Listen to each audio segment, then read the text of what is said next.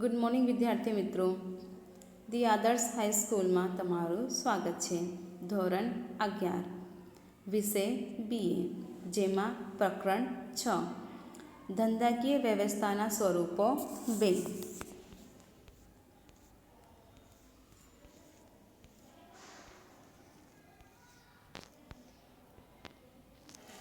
જેમાં આજે આપણે જોઈશું સંયુક્ત હિસ્સાવાળી કંપની.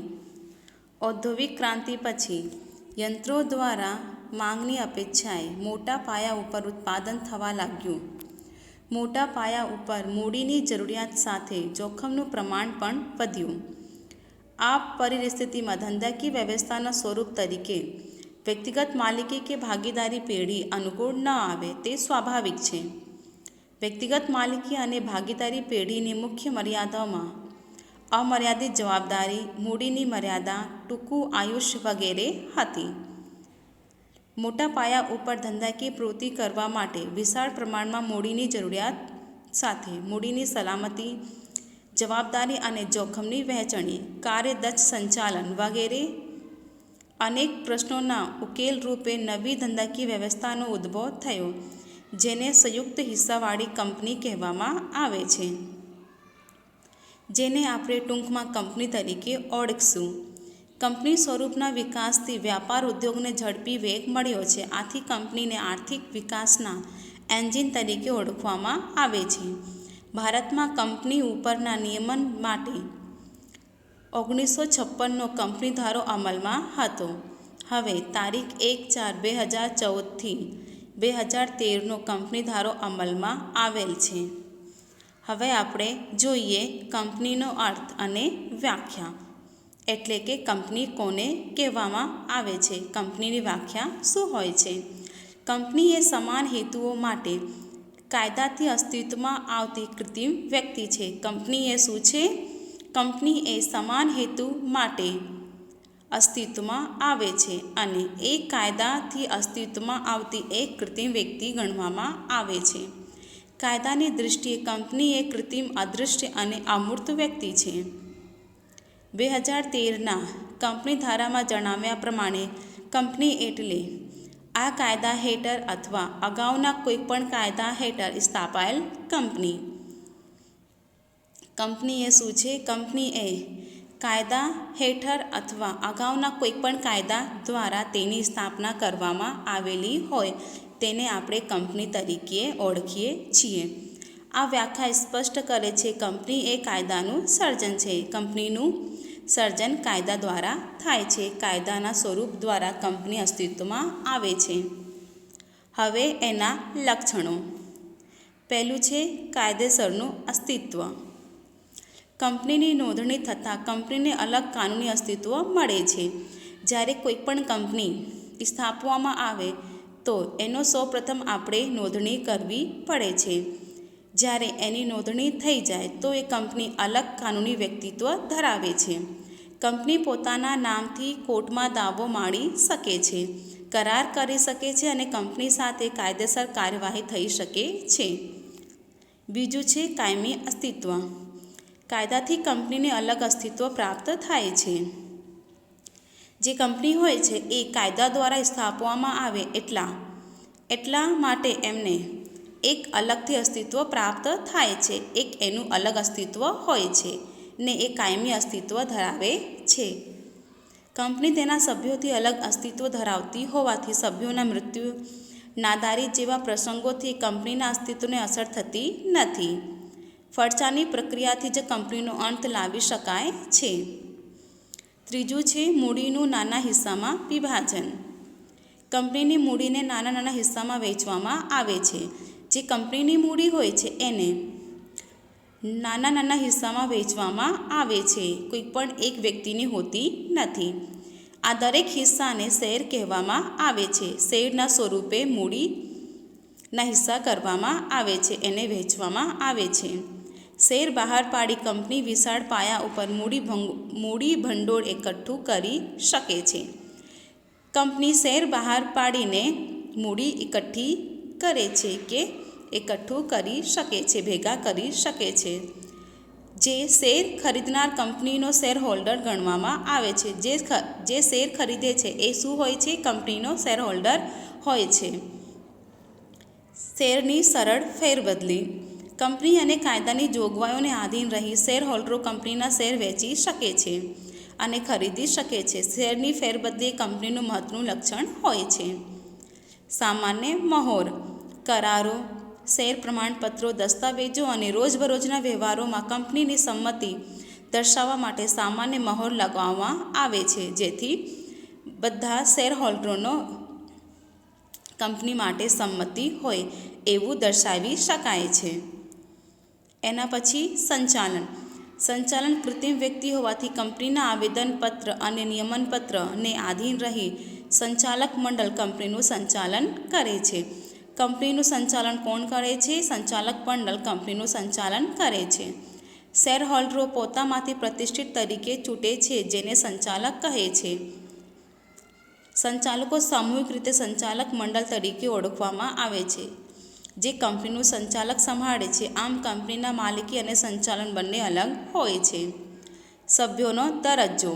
કંપનીના સંચાલક અને માલિકી અલગ હોવા ઉપરાંત કંપનીને અલગ કાનૂની કૃત્રિમ વ્યક્તિત્વ મળતું હોવાથી કોઈક સભ્ય કંપની વતી કરાર કરી શકે નહીં કે સભ્યના કોઈ કૃતિથી કંપની બંધનકર્તા બની શકે નહીં, પરંતુ સભ્ય કંપની સાથે કરાર કરી શકે છે. કંપનીમાં દરેક સભ્યનો દરજ્જો અલગ અલગ હોય છે. સભ્ય સંખ્યા. ખાનગી કંપનીમાં ઓછામાં ઓછા 2 અને વધુમાં વધુ સભ્યોની સંખ્યા 200 હોય છે, જ્યારે કે જાહેર કંપનીમાં ઓછામાં ઓછા 7 સભ્યો પરંતુ વધુમાં વધુ સભ્ય સંખ્યા પર કોઈ નિયંત્રણ હોતું નથી. સભ્યોની જવાબદારી. કંપનીમાં સભ્યોની જવાબદારી મર્યાદિત કે અમર્યાદિત હોઈ શકે છે. બંનેમાંથી કોઈ પણ એક હોઈ શકે. શેરથી મર્યાદિત જવાબદારીવાળી કંપનીના સભ્યોની જવાબદારી તેમણે ધારણ કરેલા શેરની રકમ પૂરતી જ મર્યાદિત હોય છે. જેટલી રકમના શેર હોય એટલી રકમના જ એમને મૂડી પર્યાપ્ત મર્યાદિત એમની મૂડી હોય છે. વાસ્તવમાં અમર્યાદિત જવાબદારી કંપનીઓ ઘણી જ ઓછી જોવા મળે છે. સભ્યોની જવાબદારી અમર્યાદિત હોય છે કે મર્યાદિત તે કંપનીના આવેદનપત્રમાં જણાવવામાં આવે છે. મૂળભૂત અધિકારો. કાયદાથી કંપનીને અલગ કાનૂની અસ્તિત્વ મળે છે, પરંતુ કંપની દેશની નાગરિક નથી. તેથી નાગરિકને પ્રાપ્ત તેવા મૂળભૂત અધિકારો કંપનીને મળતા નથી. શેર દીઠ મતાધિકાર. કંપનીના સભ્યો તેમની પાસે જેટલી સંખ્યામાં શેર ધરાવતા હોય તેટલા મત આપી શકે છે. શેરની સરળ ફેરબદલી અને શેર દીઠ મત એ કંપનીની આગામી લાક્ષણિકતાઓ છે. હવે છે કંપનીના ફાયદા. વિશાળ મૂડી ભંડોળ. કંપની તેની મૂડીને નાના નાના હિસ્સામાં એટલે કે શેરમાં વેચી નાખે છે. કંપની એ શું કરે છે? કંપની એ તેની મૂડીને નાના નાના હિસ્સામાં શેરમાં વેચી નાખે છે. એની શેરમાં વહેંચણી કરી નાખે છે. શેર દીઠ મતાધિકાર હોવાથી વધુ શેર ખરીદવાનું આકર્ષણ હોય છે. પરિણામે કંપની વિશાળ મૂડી એકઠી કરી શકે છે શેરના સ્વરૂપમાં. બીજું છે શેરની સરળ ફેરબદલી.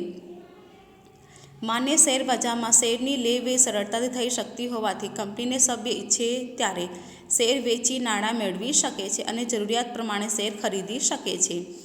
એથી આપણે કહી શકીએ કે કંપનીમાં શેરની ફેરબદલી સરળ રીતે થઈ શકે છે, જ્યારે ખાનગી કંપનીમાં શેરની ફેરબદલી ઉપર નિયંત્રણ હોય છે.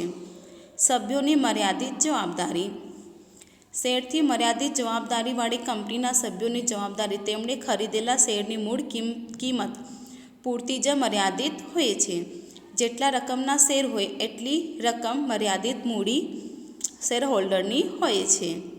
કંપની ફડચામાં જાય કે કંપનીનું વિસર્જન થાય તેવા સંજોગોમાં તેમણે શેરની મૂળ કિંમત કરતાં વધારાના નાણાં ચૂકવવાના રહેતા નથી. અલગ વ્યક્તિત્વ અને લાંબુ આયુષ્ય.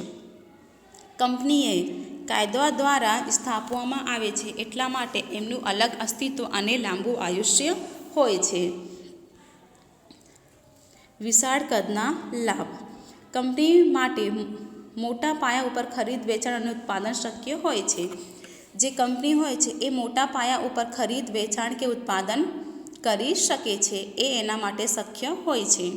વિશાળ મૂડી ભંડોળ, આધુનિક યંત્રો અને નિષ્ણાતોની સેવા, સંશોધન વગેરેને કારણે ઓછા ખર્ચે મોટા પાયા પર ઉત્પાદનના લાભ મેળવે છે. કાર્યક્ષમ સંચાલન, નિષ્ણાતોની સેવા અને કાર્યકુશળ સંચાલકોને કારણે કંપનીનું સંચાલન વ્યવસાયલક્ષી અને કાર્યક્ષમ બને છે. લોકશાહી સંચાલન, સભ્યોને ચૂંટેલા પ્રતિનિધિઓ એટલે કે સંચાલકો દ્વારા કંપનીનું સંચાલન લોકશાહી રીતે થાય છે. સમાજ અને રાષ્ટ્રને લાભ, જાહેર જનતા તેમની બચતોને કંપનીના શેર, ડિબેન્ચર, જાહેર થાપણોમાં રોકાણ કરે છે. બચતને પ્રોત્સાહન મળે, રોકાણ ઉપર તેમને ડિવિડન્ડ અને વ્યાજની રકમ મળે છે. મોટા પાયા ઉપર ઉત્પાદનના લાભ, સમાજના લાભ લોકોને પણ મળે છે. રોજગારીની તકોમાં વધારો થાય છે. કેટલીક કંપનીઓ નફાનો અમુક ભાગ કલા, બગીચા, શાળા, કોલેજ, રમતગમતના મેદાન વગેરે માટે ખર્ચે છે. તેથી સમાજ અને રાષ્ટ્રને લાભ પણ થાય છે. એના પછી છે મર્યાદાઓ, લાંબી અને ખર્ચાળ સ્થાપના વિધિ. કંપની કાયદા દ્વારા અસ્તિત્વમાં આવે છે. એના લીધે એની સ્થાપના વિધિ લાંબી અને ખર્ચા ભરેલી હોય છે. એમાં ખર્ચા વધારે કરવું પડે છે. એના પછી છે ધારાકીય નિયંત્રણો. કંપની કાયદા દ્વારા અસ્તિત્વમાં આવે છે. કંપનીએ તેની હયાતી દરમિયાન કાયદાની જોગવાઈઓનું પાલન કરવું પડે છે. નિયમિત સમયપત્રકો, અહેવાલો, હિસાબો કંપની રજિસ્ટ્રારને મોકલવા પડે છે જ્યાં એમનું રજિસ્ટ્રેશન થયું હોય, અને સેબી એના કાર્યો ઉપર નિયંત્રણ રાખે છે અને જોગવાઈઓનું પાલન કરવું પડે છે. વહીવટી ખર્ચમાં વધારો, કંપનીમાં વહીવટી ખર્ચમાં વધારો હોય છે, જેમ કે નિષ્ણાતોની ઊંચી ફી, વિશિષ્ટ અધિકારીઓને આકર્ષક પગાર આપવા, સંશોધનો પાછળ ખર્ચ વગેરે. કંપનીનો વહીવટ ખર્ચ વધે છે. આપ ખુદશાહી વહીવટ, સભ્યોને કાયદા દ્વારા ઘણા બધા હકો આપવામાં આવ્યા હોવા છતાં તેઓ કંપનીમાં માત્ર નામની જ સત્તા ભોગવે છે. શેર દીઠ મતાધિકાર હોવાને કારણે કેટલીક વ્યક્તિઓ જૂથ રચી સંચાલન પર કાબૂ મેળવે છે, સંચાલનને કાબૂમાં કરી નાખે છે અને પોતાની ઈચ્છાનો જ અમલ થવા દે છે. રહસ્યોની જાળવણીમાં મુશ્કેલ, કંપનીએ તેના વાર્ષિક હિસાબો ફરજિયાત ઓડિટ કરાવી સભ્યોને તથા કંપની રજિસ્ટ્રારને મોકલવા પડે છે. કાયદા અનુસાર બીજી કેટલીક બાબતો જેવી કે ડિબેન્ચર, પરત, બોનસ, શેરને લગતી બાબતો પ્રસિદ્ધ કરવી પડે છે. આથી રહસ્યોની જાળવણી મુશ્કેલ બને છે. નીતિ વિષયક નિર્ણયોમાં વિલંબ, નીતિ વિષયક નિર્ણયો લેવામાં સભ્યોની સંમતિ લેવી પડે છે. આ માટે સભ્યોની સભા બોલાવવી પડે છે. સભા બોલાવતા પહેલાં સભ્યો નિશ્ચિત દિવસો પહેલાં સભાને નોટિસ મોકલવી પડે છે. સભામાં ઠરાવ પસાર કરવો પડે છે. આ બધામાં સમય વ્યય થતો હોવાથી નિર્ણયો લેવામાં વિલંબ પણ થઈ શકે છે. ઓછી પરિવર્તનશીલતા, વ્યક્તિગત માલિકી અને ભાગીદારી કરતાં કંપની સ્વરૂપમાં પરિવર્તનશીલતાનું તત્વ ઓછું હોય છે. મહત્વના ફેરફાર કરવા માટે સામાન્ય સભામાં ઠરાવ પસાર કરવો પડે છે અને કેટલાક સંજોગોમાં કેન્દ્ર સરકાર અને અદાલતની પરવાનગી પણ મેળવી પડે છે. સટ્ટાખોરીને ઉત્તેજન, સંચાલકો કંપનીની ખાનગી માહિતીથી વાકેફગાર હોવાથી શેરબજારમાં કૃત્રિમ ફેરફારો સર્જીને સટ્ટાખોરીને ઉત્તેજે છે. શેરમાં થતી સટ્ટાખોરી નાના રોકાણકારોના આર્થિક હિતને નુકસાન પણ પહોંચાડે છે. સમાજને ગેરફાયદા, કામદારોની હડતાલ, માલિકો દ્વારા તાળાબંધીનો ભોગ સમાજે બનવો પડે છે. માનવી કરતાં મૂડીનું મહત્વ હોવાથી ઇજારાશાહીમાં દૂષણો પ્રવેશશે અને જેથી સમાજમાં આવક અને સંપત્તિની અસમાન વહેંચણી થાય છે. એના પછી કંપનીના પ્રકારો.